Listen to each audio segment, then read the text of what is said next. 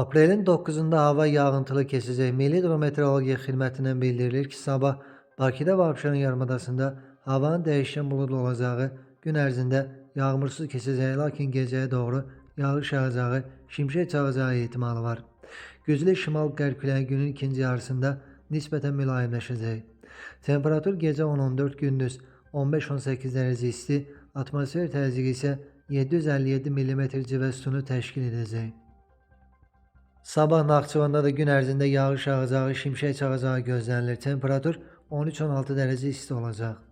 Azərbaycanın şimal və qərb rayonlarından başlayaraq havanın fasilələrlə yağıntılı olacağı, şimşək çaxacağı, ayrı-ayrı yerlərdə leysan xarakterli intensivləşəcəyi, dolu düşəcəyi, yüksək dağlıq ərazilərdə qar yağacağı bildirilir. Gecə və səhər duman olacaq, qərb küləyi arabir güclənəcək. Temperatur gecə 10-15, gündüz 17-22, dağlarda gecə 2-7, gündüz 7-12 dərəcə isti olacaq.